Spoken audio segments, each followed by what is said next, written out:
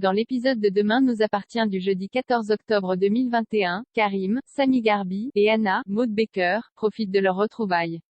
Anna est anxieuse à l'idée de commencer son nouveau travail à l'hôpital, mais Karim la rassure et lui promet qu'elle va assurer. À son arrivée à l'hôpital, Anna croise Samuel, Axel Kinner, qui a appris pour son recrutement. Le médecin lui pose des questions sur sa reconversion. Anna lui explique avoir envie d'aider les patients plutôt que d'écrire sur eux. Dans la journée, Karim rend visite à la psychologue. Il lui propose de déjeuner ensemble, mais Anna est préoccupée par ses patients et préfère sauter le repas de midi. En fin de journée, le couple se retrouve sur la plage. Karim a préparé un pique-nique pour l'occasion et offre à Anna des chaussons de bébé. Il lui fait comprendre qu'il est prêt à fonder une famille, mais Anna, qui vient tout juste de changer de poste, n'est pas sur la même longueur d'onde que lui.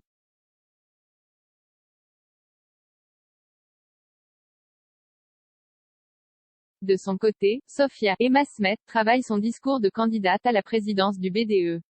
Elle redoute que Charlie, Clémence Lassalas, ne lui passe devant, mais Angie, Louise Marion, la rassure et lui fait remarquer que son programme est béton.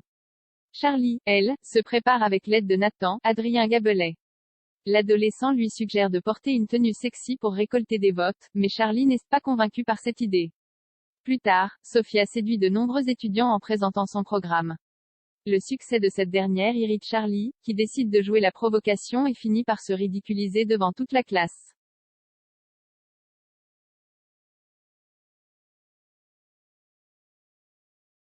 Noah éveille les soupçons de Sarah et Victoire.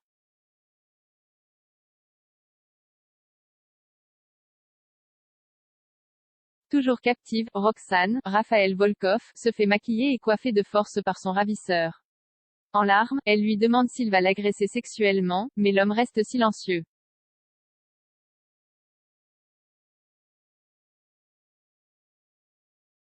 Oma, Victoire, Solène Hébert, et Sarah, Camille Genot, vont acheter des huîtres auprès de Judith, Alice Varela, et Noah, Tristan Jérôme.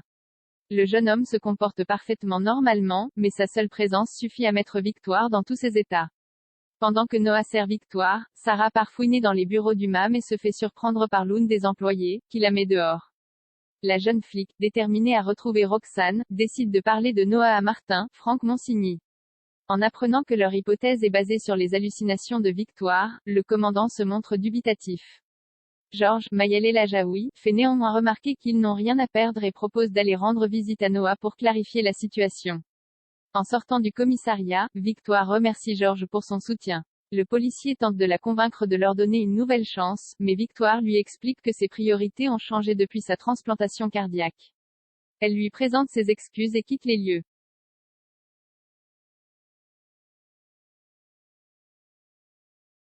De leur côté, Georges et Sarah interceptent Noah à la sortie du mât. Ils lui posent des questions sur Émilie, et Noah explique l'avoir rencontrée 2 ans auparavant au sujet d'un souci sur une commande d'huîtres.